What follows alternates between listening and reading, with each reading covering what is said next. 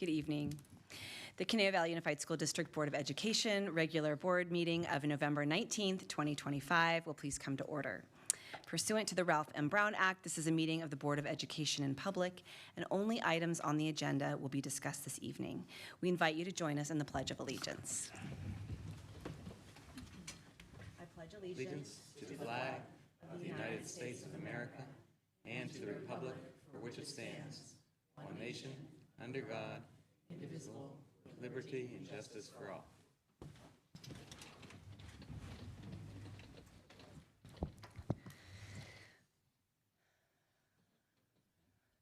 We are at item 2C, announcements from closed session and open session procedures. We are adjourning from closed session where we had 3 items, but for 1B, no readout is provided for this agenda item. 1C, no readout is provided for this agenda item. And 1D, no readout is provided for this agenda item either. I would like to welcome everyone to the meeting and would like to make the following announcements. The board values your input on the important education matters we face. Therefore, the district is providing multiple opportunities for public participation. Public viewing is available through internet live stream on the CVUSD website. Please note the different opportunities to provide public or written comments to the board can be found on the main page of the board agenda. Members of the public wishing to submit a written comment had the option to email their comments to sfelman@caneousd.org by 3 p.m. today. Board members were provided with these written comments prior to this meeting. Persons wishing to address the board in person should fill out a blue speaker's card and hand it to Mrs. Fellman at the secretary's desk. If you wish to speak on a specific agenda item, please turn in your card prior to that item section of the agenda. If the school district business you wish to speak about is not on the agenda, please turn in your card before the public comments section of the agenda. If you intend to donate time to another speaker, please hand in both speaker cards at the same time to Mrs. Fellman. If you wish to register your concern but not speak at the podium, please fill out a yellow public statement form and turn it in at the secretary's desk. Board members will be provided with these statements after the board meeting. Please be advised that a recording of this meeting is being made and broadcast for our live stream audience, and the recording and broadcast may capture images and sounds of those attending the meeting. Smoking is not permitted in this building or anywhere on district property. Copies of the agenda are available on the table in the board lobby, and please silence all mobile phones. We're at item 2D, approval of the agenda. Do I have a motion? President Powell. Yes, Trustee Sylvester. I move that we approve the agenda as submitted with one change, that item 4F is pulled off the consent agenda. Thank you. I'll second that motion. Thank you, Trustee Kearns. Any discussion? Seeing none, we'll vote. Trustee Kearns? Yes. Trustee Sylvester? Yes. Trustee Gorbach? Yes. Trustee Gill? Yes. Trustee Goldberg? Yes.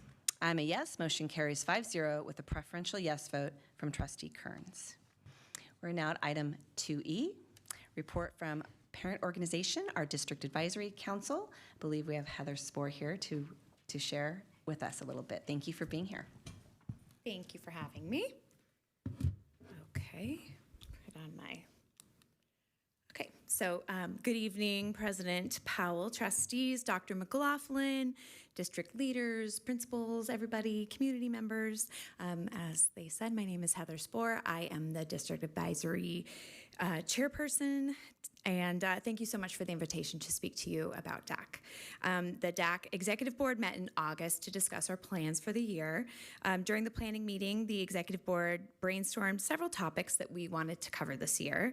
Our 10-member Executive Board holds vastly different interests and experiences within the school district, which is so important because we are representing everyone in this whole district. So we have kids at all levels of education, from preschool all the way through college, and we are all very passionate about different issues, and we bring truly unique points of view. So this year we have several priorities that we are planning on tackling. Some of these include learning more ways we can support Caneo Valley High School, how DAC and the school community at large can help support safe passages efforts. I knew I was going to stumble that. Exploring the different CTE pathways offered at our high schools, nutrition in our schools, and diversity in leadership and staff. Our first DAC meeting of the year was in September, where we welcomed new and returning DAC representatives. After we spent some time getting to know each other, we jumped into a discussion session with Dr. Hayek, who went over fiscal information for the school year. He shared that CVUSD has been in the process of right-sizing our budget, not based on declining enrollment trends, not only across our district, but in the county and the state. Our DAC reps had a million questions for him, and he very patiently answered them all. So thank you very much, Dr. Hayek. Our October meeting was our first Super DAC meeting of the year. We were incredibly lucky to have a presentation from Dr. Colin D. Williams from the nonprofit organization RISE with the LA Rams. RISE educates and empowers communities to eliminate racial discrimination, champion social justice, and improve race relations. Dr. Williams provided an interactive and engaging presentation on privilege and power that was really eye-opening for all of us. We learned that privilege is not a bad thing. It gives us the power and influence to assist others who do not have similar advantages. We also learned about microaggressions and the difference between intent and impact. Dr. Williams' presentation was put on thanks to the Caneo Schools Foundation and the California Department of Education Anti-Bias Education Grant.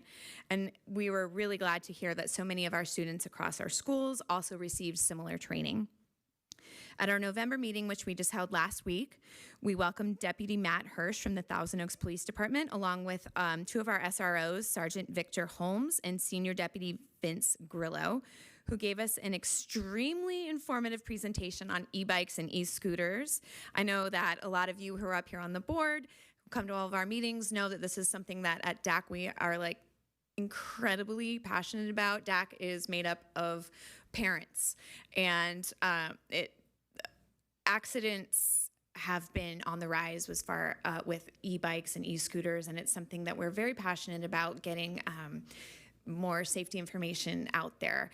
And it's something that we've been trying to make happen for a long time, and with our kind of weird quirk of the calendar, we were able to have a presentation because our from TOPD, because our meeting was held on a Wednesday. So the trio that came in for this presentation gave us told us what e-bikes and e-scooters are and are not allowed on our streets. And spoiler alert, most of them are not allowed on our streets. And they let us know how high the fines can be, which is up to $4,000. If you are using them illegally or without insurance or without a permit, and there's so many ways that you can get these things taken away. And they answered all our questions about safety and getting this information out to our community. I know a lot of the schools have already started sending them out.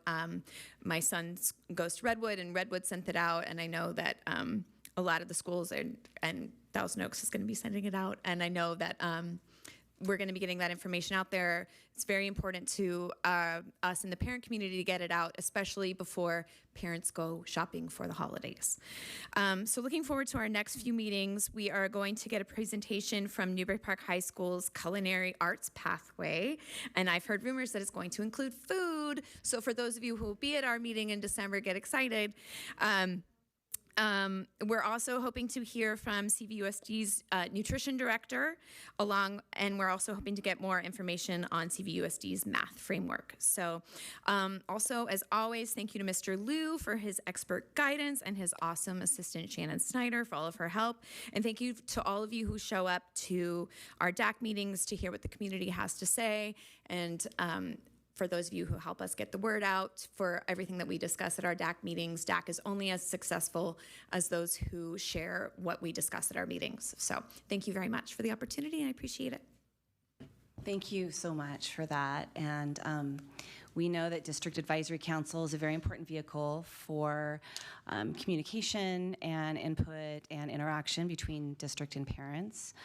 It's also really important for parents, reps, to get that chance to share across sites. It's important for parents to get information they can take back to their site. So for all those reasons, so thank you to you for your service, Mrs. Spohr, and thank you also to all of the parents who spend their time doing this work and coming to these meetings and then going back to their sites. And thank you to staff, namely Mr. Liu, for all the time and energy you put into to working with the DAC. So appreciate that too. So with that, we will move on to our public comments, which is item 2F. The CVUSD Board of Education wants to hear from students, parents, employees, and our community. All individuals have the right to provide public comments during our school board meetings under Government Code Section 549543. Comments regarding specific items listed on tonight's agenda must be made when that agenda item is called. If you wish to speak on a topic that is not on tonight's agenda, now is the time to provide your public comment. If you have not already done so and wish to speak, please hand in your blue card to Mrs. Fellman. Please note that if you have any materials to hand to board members, please provide those materials to Mrs. Fellman for distribution to the board. Pursuant to the Brown Act, the board cannot undertake any action or discussion on items not on tonight's posted agenda. However, members of the board or its staff may briefly reply to comments or questions posed by the public. Usually, we will wait until the end of the public comment period before responding. As our meetings are held in public, your comments will be heard by those who are attending or watching a broadcast. In addition, the board encourages students to participate in civic affairs. Therefore, we hope that students are watching this meeting or in tonight's audience. Please be mindful of that and please make your comments factual and offer them in a respectful manner.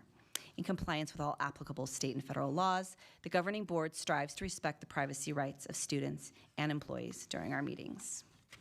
This includes the right for the identities of students to remain confidential. We also ask that speakers be sensitive to our employees' legal rights to privacy and confidentiality.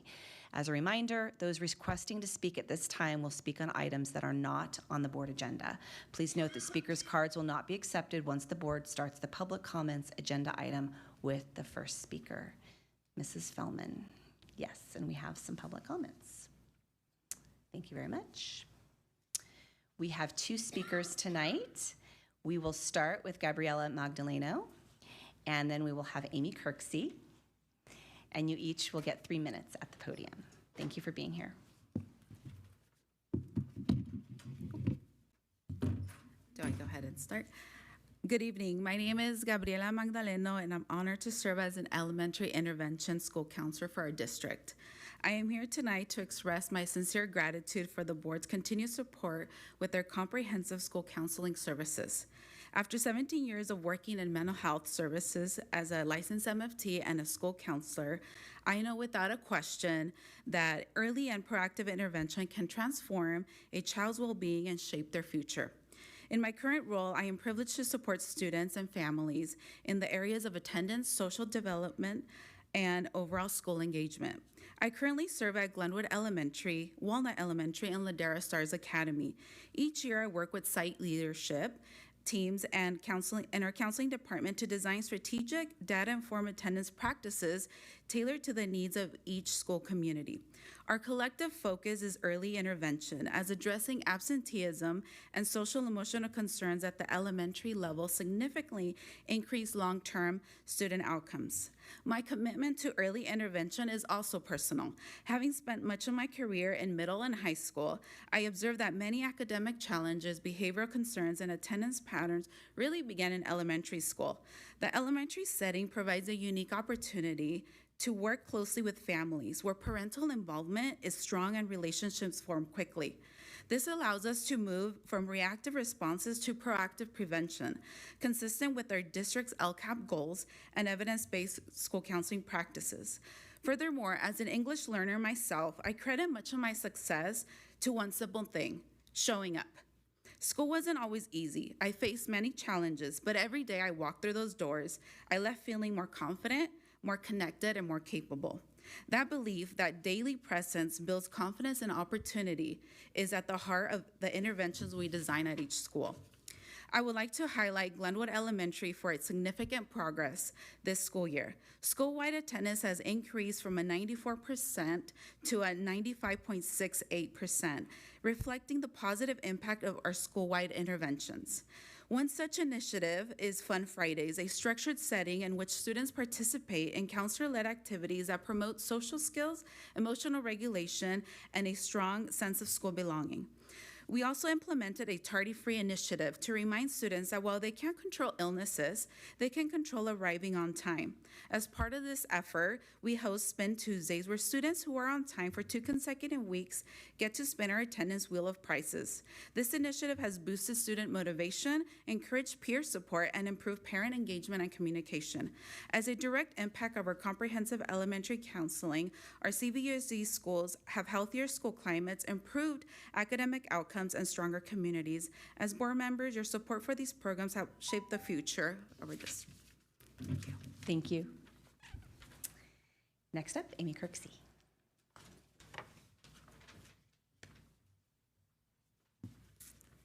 Good evening, members of the board. My name is Amy Kirksey, and I'm a counselor at Westlake High School. I am proud to share I'm a Westlake Elementary Wizard, a Kalina Cougar, and a Westlake Warrior alumna. This community helped shape who I am, which is why returning to the district 24 years ago to begin my career in education as a special education teacher at WHS felt like coming full circle.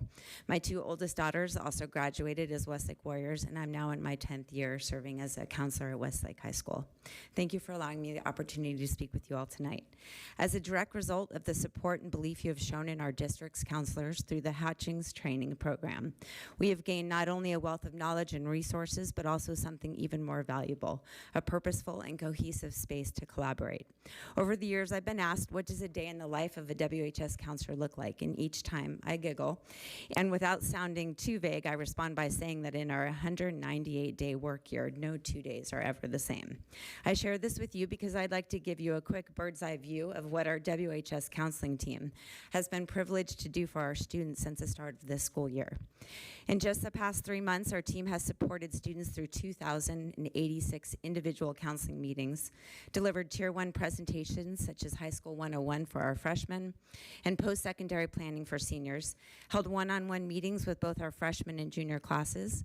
We've hosted coffee with the counselors, beautifully catered by our amazing students in the LEAD program.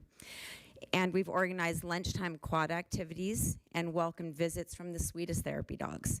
We hold daily open office hours during nutrition and lunch outside at the counseling tables.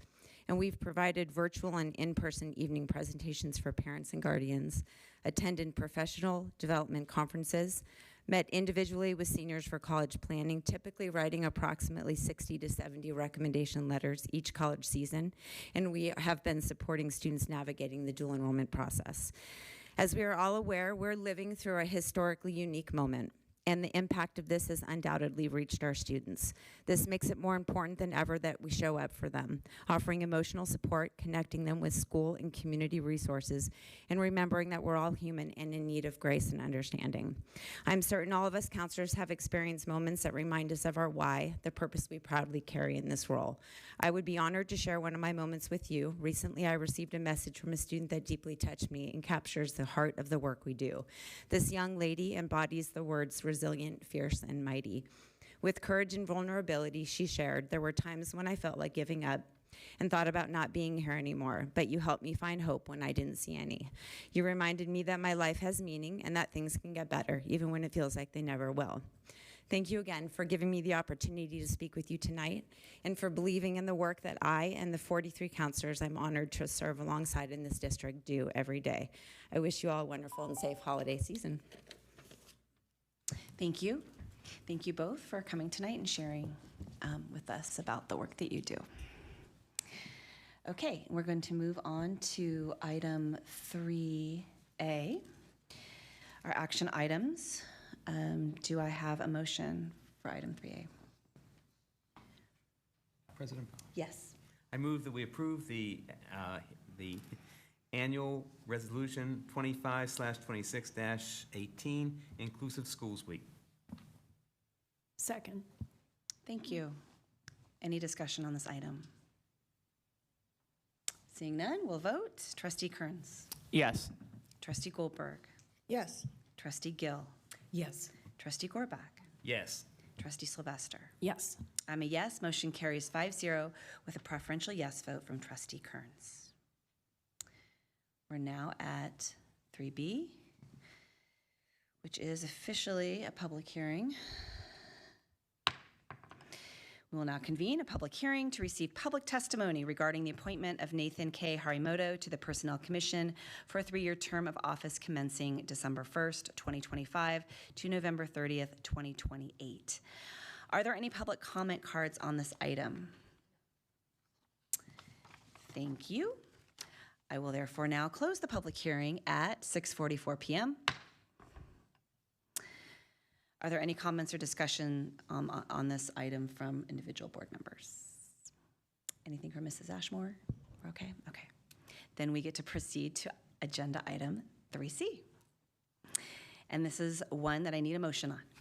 President Powell. Yes, Trustee Goldberg. I move that we reappoint Nathan K. Harimoto to the Personnel Commission for the term of office commencing December 1st, 2025 to November 30th, 2028, as submitted. Thank you. Second. Thank you. Any discussion? Please note that Trustee Kearns will not be participating in voting on this item because it does pertain to a personnel matter. So we will vote. Trustee Gorback. Yes. Trustee Sylvester. Yes. Trustee Goldberg. Yes. Trustee Gill. Yes. I'm a yes. Motion carries 5-0. And with that, we will start the approval of the consent agenda by first addressing the pulled item. That was item 4F. And do I have a motion for item 4F? Yes, Trustee Sylvester. I move that we approve amendments to Board Policy 5127, graduation ceremonies and activities, as submitted. Second. Thank you both. Is there any discussion? Go ahead. Yes. Trustee Kearns. I just wanted to go over a few things that I've heard from the community about this particular policy, and from the perspective of someone hopefully soon to graduate and currently applying to college. I don't know, my principal there, I don't know if he's going to let me skate by, but first and foremost, for college admissions, this policy and the change to valedictorians, the valedictorian recognition system and the Latin honor band system and all of the above has absolutely no bearing on the college admissions process. I've been going through it myself and I've been thinking about it. I honestly don't know where I would even put the award of valedictorian on my college application. So it's certainly not something that colleges consider. And I know even with the Latin honor band system, again, it's really not something that colleges are considering. I know we've gotten confirmation from admissions staff from several different universities that this is not something that they consider. The end-all be-all of your academic performance in high school is your GPA and your transcript, which even then, every college will calculate their GPA their own way using your transcript anyway.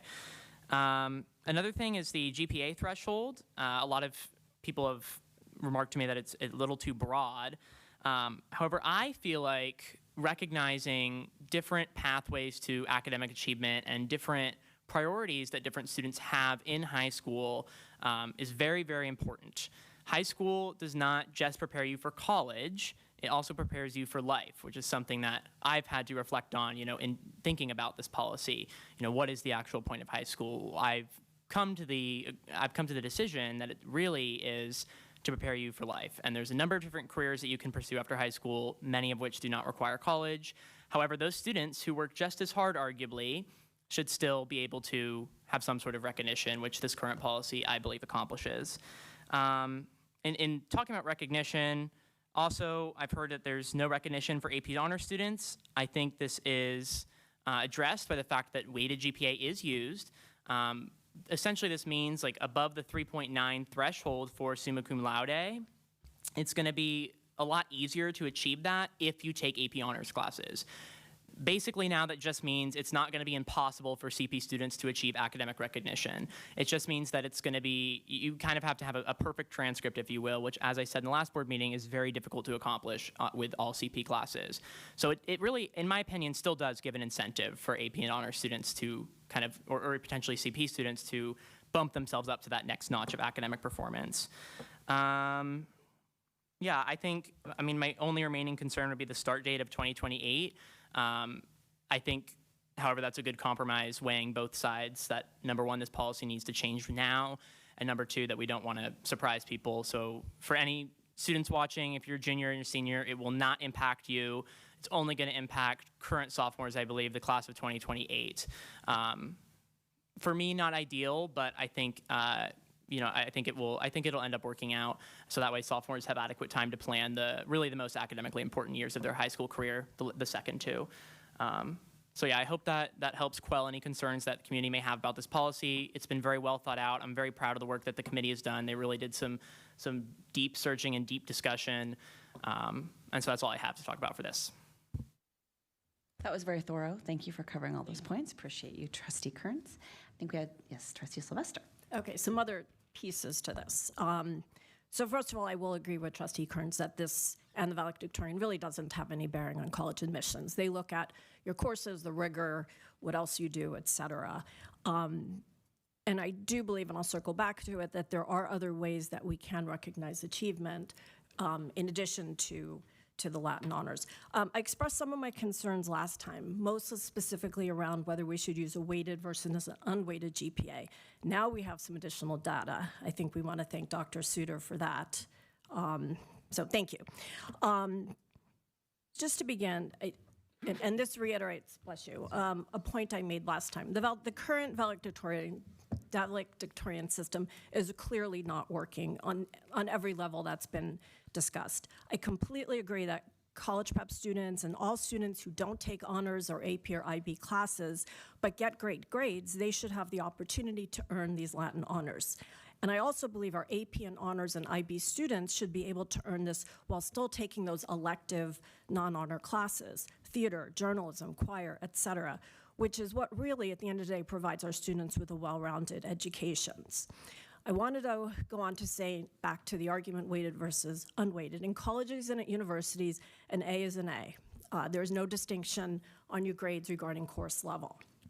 So first, let's just have a quick look at the numbers, and there's a lot, so I'm just gonna focus on the very top level, which is summa cum laude. And summa cum laude is defined as the highest honor for exceptional academic performance.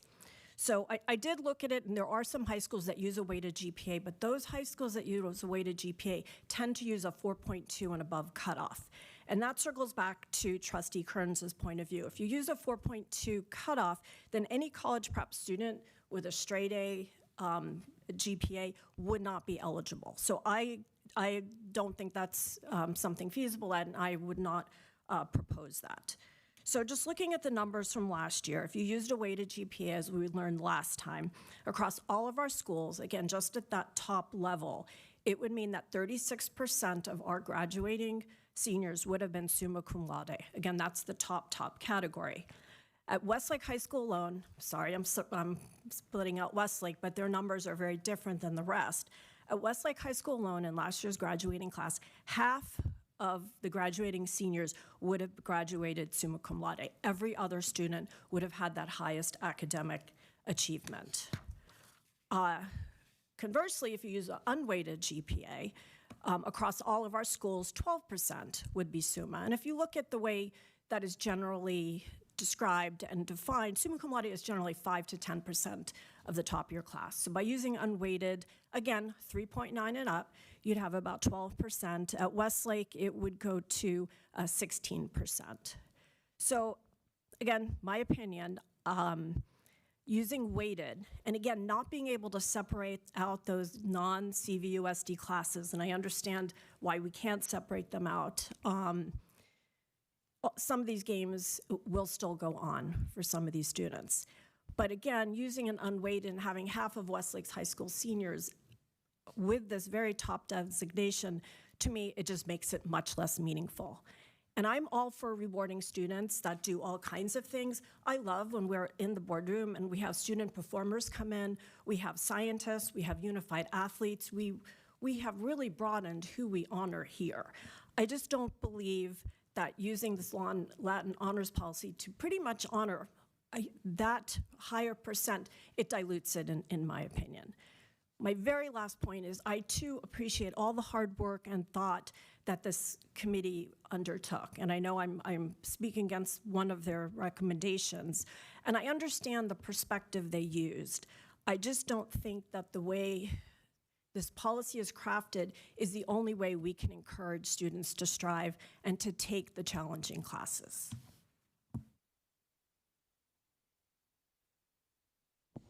Thank you for that.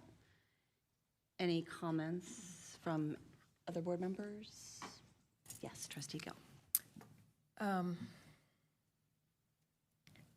Are we trying to artificially impose scarcity on these honors? That's what it sounds like, to engineer a system where so few receive these honors. And I think it's important to have this conversation. I'm glad you brought it up. Because we're going to revisit this, I think, when we go deeper into our mastery grading conversations.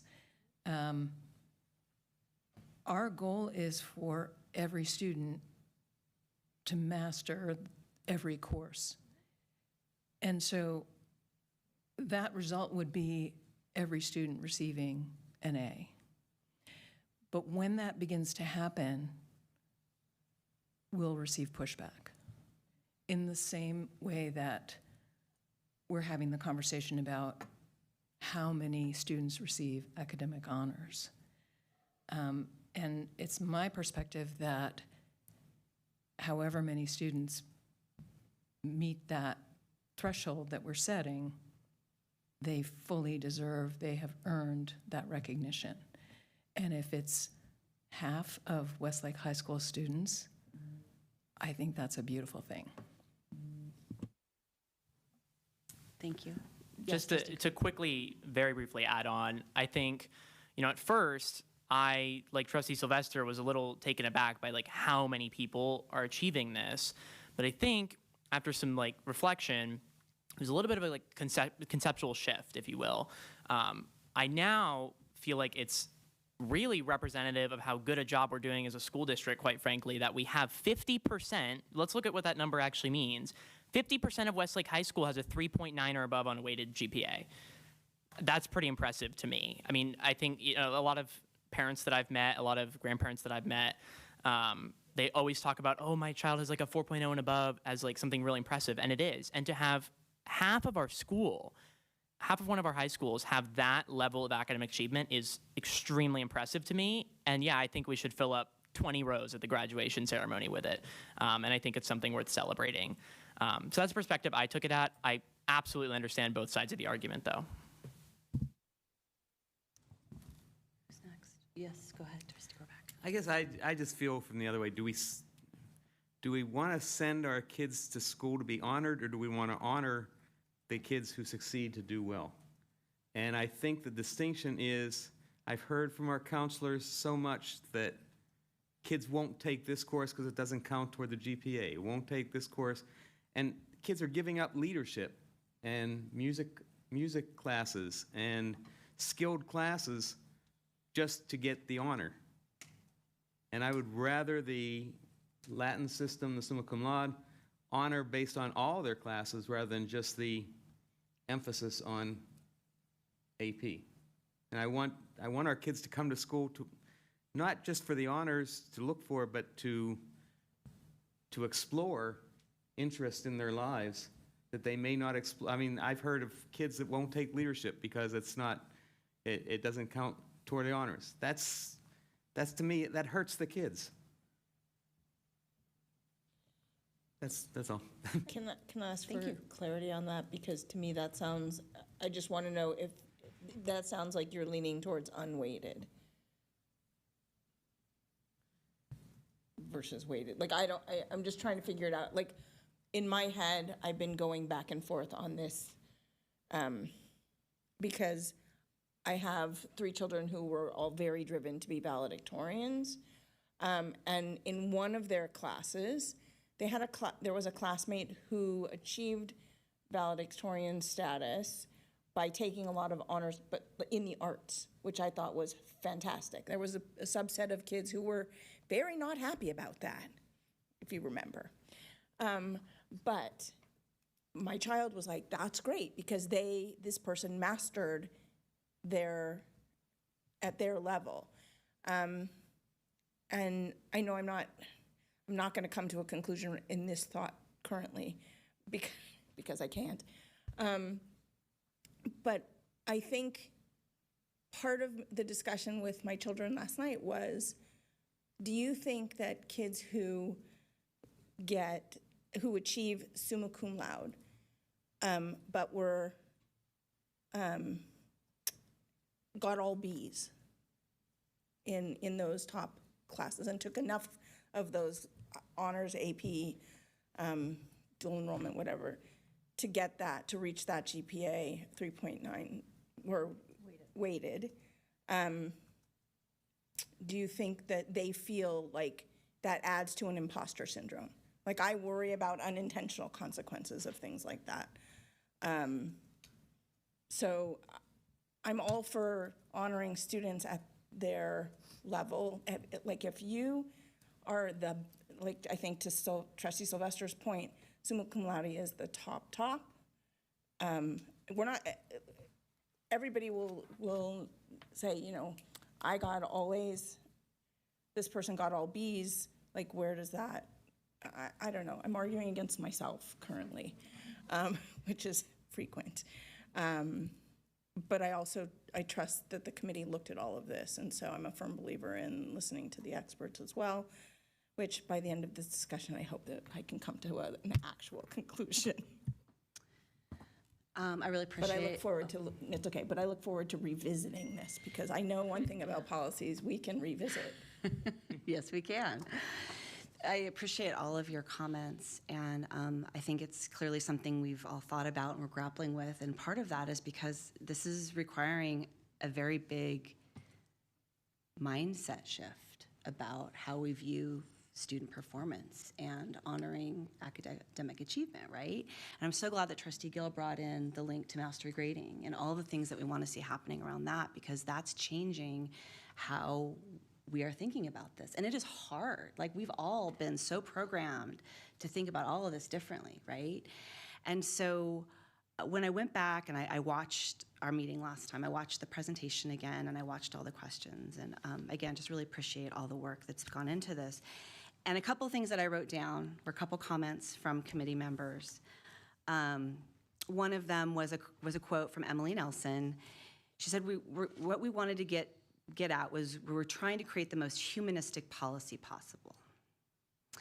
And so when you look at the definition of humanistic, it's a perspective that emphasizes human dignity, potential, and worth, which is, again, a total mindset shift when we're talking about giving props, giving accolades to people to students for their academic performance. The other, sort of paraphrasing quote, was from, I can never pronounce your last name, I'm sorry, Tasha. But hoping that this will morph into something that just eventually comes naturally, because we know it won't, maybe it won't at first. Not the gaming and all the planning just to get that designation. It just happens to be a nice extra honor at the end. So I am in support of the policy as it is, with the weighted versus unweighted. And as Trustee Goldberg said, maybe we, something we'll go back and revisit at some point. Well, I still hope that we can go back to, like, if we ever can get to a point where we can just pull out, if this is a CVUSD award and honor, that we honor just CVUSD courses. That was one of the things I was sort of hoping, because that takes away a lot of the gaming of the system. But right now we can't do it, so, and I understand that, so. Any other comments or people that want to jump in? Just final thought, I definitely look forward to, taking a second look at this, revising it again, but I think this is an excellent first step in this process and getting away from a system that perhaps served its purpose at the time but is now run amok, for lack of a better word. I would close with that. Are we ready to take a vote on this? Okay. Oh, that's such a pretty chime. It's almost like the drum roll for the vote. So we will go ahead and it has been moved and seconded, so we will go ahead and move forward on our vote. Trustee Kearns. Yes. Trustee Gill. Yes. Trustee Sylvester. No. Trustee Gorbach. Yes. Trustee Goldberg. Yes. I'm a yes. Motion carries 4-1 with a preferential yes vote from Trustee Kearns. We will now move on to the rest of the consent agenda. Do I have a motion on the remainder of the consent agenda? President Powell. Yes, Trustee I Gorbat. move that we accept the remainder of the consent agenda as submitted, as amended. Excuse me. Thank you. Second. Thank you very much. Any discussion? Seeing none, we will vote. Trustee Kearns. Yes. Trustee Gorback. Yes. Trustee Goldberg. Yes. Trustee Gill. Yes. Trustee Sylvester. Yes. I'm a yes. Motion carries 5-0 with a preferential yes vote from Trustee Kearns. And we are now at Section 5, our discussion items, and we will be starting with 5A, Board of Education, CSBA Delegate Assembly nominations. I don't know if Dr. McLaughlin has comments on this one. This is just our opportunity, if any board members, and I know we do have one who's already interested, but any other board members to put forward a nomination between now and the next time we post our agenda, so we can bring it back and make sure that we have a nomination that comes forward, or multiple nominations. Thank you. Any questions, comments on that item? Okay. 5B is Instructional Services, Board Policy and AR 0420, School Plans, Site Councils. Mr. Liu, do you have any comments for us? Yeah, just briefly, the revisions brought forward to the board tonight for the board policy and the administrative regulations reflect CSBA gamut model language, updates based off of current state and federal laws. Some of those changes, just to highlight a few, note that any complaints or concerns regarding school site councils or SIPSAs should be brought forward through the Uniform Complaint Procedure process. There are some updated definitions for school site council membership and requirements, some common resources that the California Department of Education provides to schools and districts regarding SIPSAs and school site councils. And then I would just say, we're, really grateful and appreciative of our school site councils, as well as our administrators that, not only work to develop our SIPSAs, but monitor them ongoing, and that really being, the plan of support and attack for achievement for our students as we begin the school year. Thank you very much. Any comments or questions for Mr. Liu? Okay, we will move on to 5C. Any board committee reports tonight?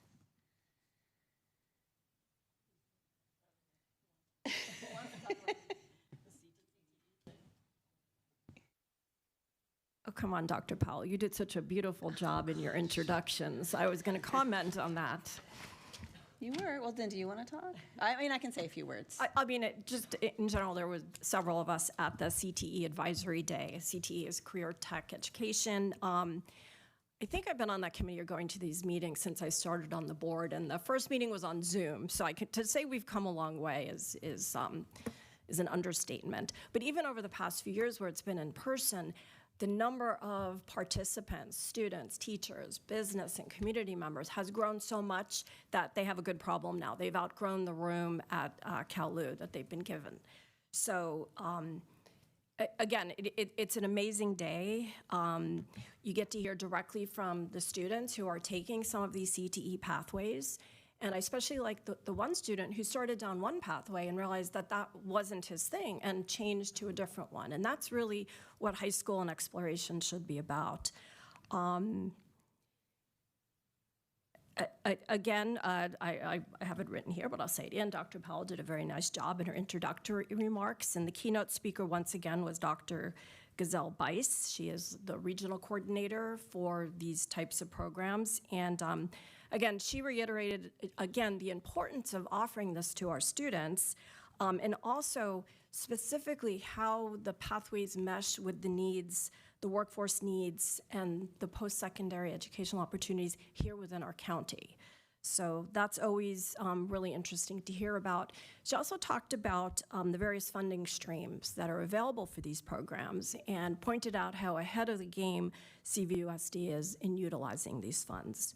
So once again, I need to thank the 3 CTE coordinators, Ashley Cooper, Lori Looker, and Nick Guerin, as well as all of the CTE teachers, the student speakers, the parents who showed up, and of course, the business and community members who help with the partnerships. That was beautiful. Thank you. I can't think of anything else to add. Does anybody else want to add anything to that? Yeah. Okay, great. Thank you. Any other committee reports?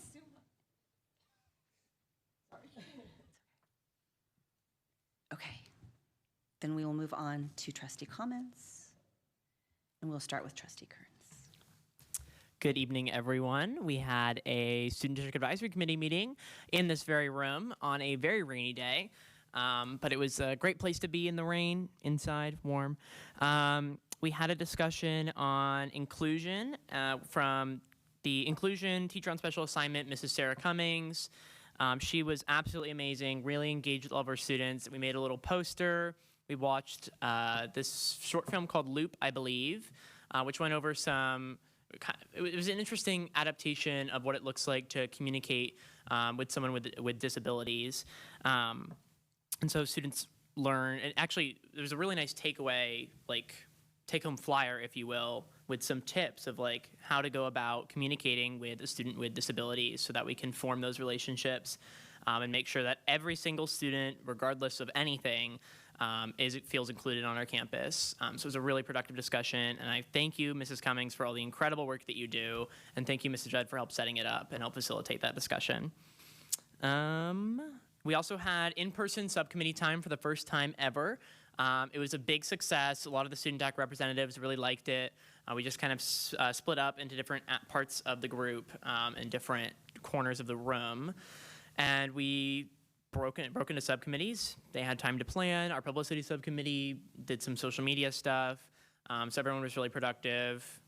I'm looking forward to doing it again. We've had consistent issues with subcommittee attendance and subcommittee participation, which I completely understand because it's a lot to ask in some of the busiest people in our district's schedules, at least students. And so this is I think something we're going to continue. Moving on.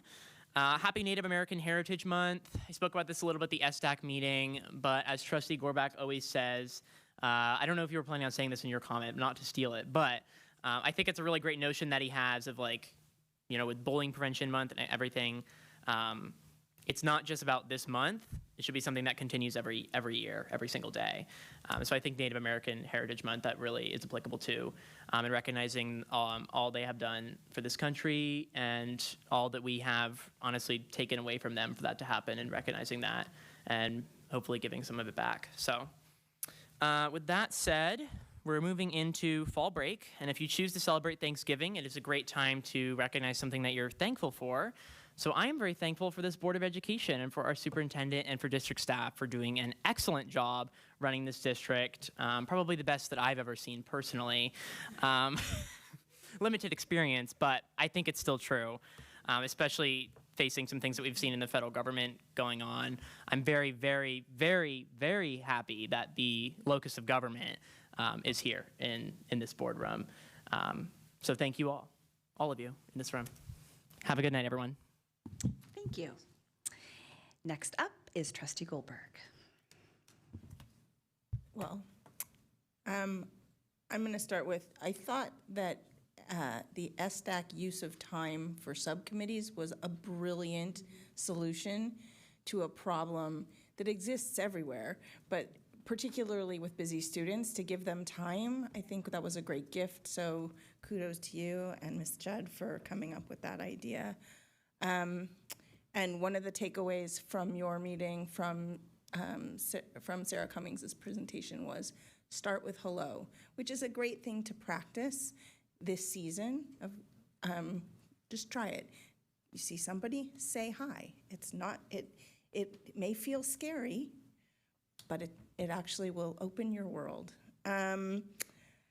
My biggest takeaways from all the things that have gone on since we last met is that we offer a tremendous amount of depth and breadth of opportunities for our students and for our families and for our educators to learn and grow into their best selves. And I could not be more grateful to everyone in this room and the teachers and counselors and mental health professionals and classified staff and paraeducators.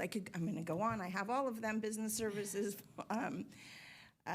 Kenny Lou's amazing instructional services and student support service team, HR, admin, our nonprofit and business partners who filled the room the other day and also fill our halls. This community, guardians, parents, especially our students, and I am most grateful for this team on this dais, in this room, all of you, and at home. And one last PSA. During this busy holiday season, please, please, please pay attention while you're driving, especially in our school zones. The number of accidents when Mrs. Spohr talked about the parent anxiety, I think everybody's anxiety goes up when you watch students who aren't paying attention, adults who aren't paying attention, everybody's on their phone, and you're driving, and you're not necessarily always paying attention. Please pay attention. The life you save may be your own. Thank you. Next up, Trustee Gill. Thank you. Good evening. I, too, am thinking about gratitude. I'm grateful for an incredibly strong start to this school year. My thanks to teachers, administrators, our staff, and of course our students and our families. And I think that everybody has earned a bit of a fall break. And so just please stay safe, enjoy it. Happy Thanksgiving, and looking forward to seeing everybody back refreshed. Thank you. Thank you. Trustee Gorback. Good evening. First of all, thank you to everybody.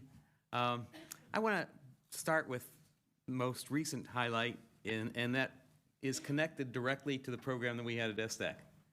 And when the presentation was going on Say Hello, then this afternoon I had the privilege with several of you of eating lunch at the Oaks Academy. And it was the communication that those students, see, I learned not to say kids, the students, that those students learned, it was just marvelous, and the fondness and the enthusiasm. And I just want to thank everybody from our special needs program on to the students, to the teachers, to everybody. Fantastic. I also want to emphasize, I went last week to the strings concert at Newbury Park. Our performing arts, I mean, we have great athletic teams, but we don't just honor our athletic teams, we honor everybody. And our performing arts, the strings from Mrs. Hong, just was marvelous to watch. So I want to thank them. I want to thank, when I look up here and I look on the podium and I see CVUSD, that's it. I want to thank everybody from CVUSD, whether it be our administrative staff, all of you who are here, the administrative staff who's not here, the teachers, the site staff, and the parents and the students. Most important, the students. We are a wonderful district, and I am thoroughly thankful for being part of this wonderful team that's up here. So thank you. Enjoy Thanksgiving. Have a restful Thanksgiving. And as Trustee Gill said, we hope to see you back safely. And please do drive safe. Yes. Thank you. Next up is Trustee Sylvester. I think we all have gratitude on our minds, especially as we head into this Thanksgiving holiday, but I've got to give mine as well. So first, I do want to thank all of my fellow trustees. I really do see all of you as true partners in this work. We clearly don't always see every issue the same way, cue the Latin honors discussion, but all of you bring respect, patience, and really a genuine commitment to our students. I'm grateful for the perspectives you each offer and for the work we do together.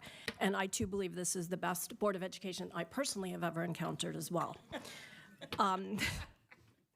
I also have to thank Dr. McLaughlin. I mean, truly, his leadership, your leadership has just been steady, thoughtful, and always consistently student-focused. You keep your attention on what matters most, which is our students, and you make sure that all of us, the board, has the information we need to do our jobs effectively, all while steering the ship and keeping the whole district moving forward.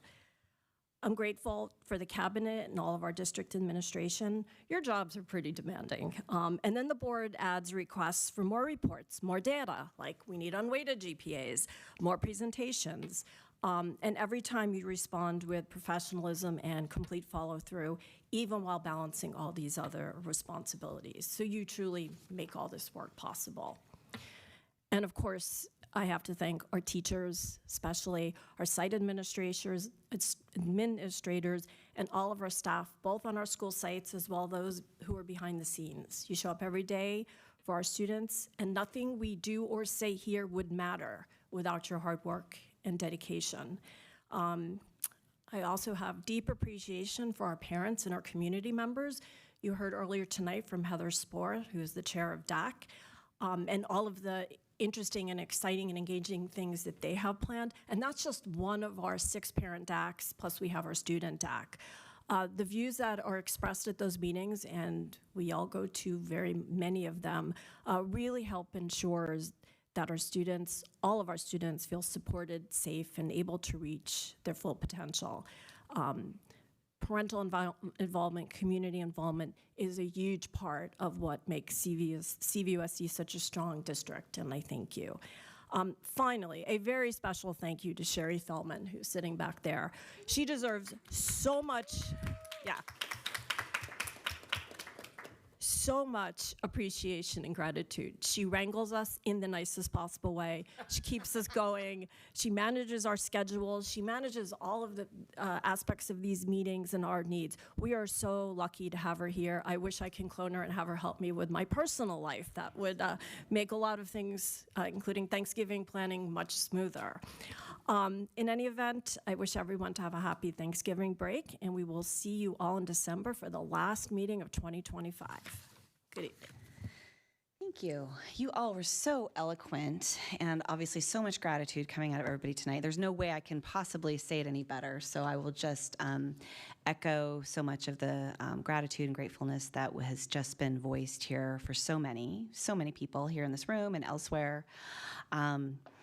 And I will say that, I know that everybody's really ready for some time off. There's a lot of anxiety in our world right now, whether it's federal government, whether it's issues around food insecurity that many are experiencing, fear of ICE activity, whatever it may be.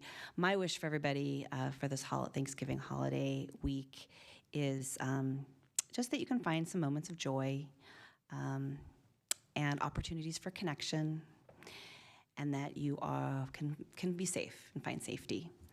And just happy Thanksgiving, everybody. And that's it from me.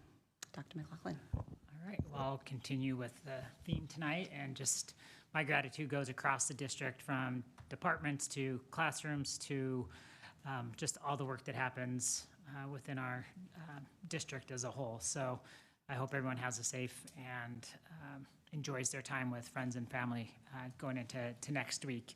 I also want to thank my Board of Education. As someone who is year 9 in the superintendent's role, I think maybe 4th longest tenure out of superintendents in the county, but of the largest school district in the county. I get a lot of other superintendents who reach out to me with questions, and how do I work with my board this way, and how do I address this situation? And I am thankful every day that when they call and ask me a question, that I don't have to deal with those things. So maybe at some point I did, but I do appreciate the work that goes into the work of being a board member, and ultimately our ability to work together as a team. So thank you for that. The other thing I want to just point out is 2 of our school sites, Newberry Park and Thousand Oaks High School, has their huddle cameras up and running on, and the ability to watch our student athletes. in the pool and across the fields, different fields that they're on at this point in time of the year. I would go on to and download the app and do Huddle Fan and note the 3 high schools.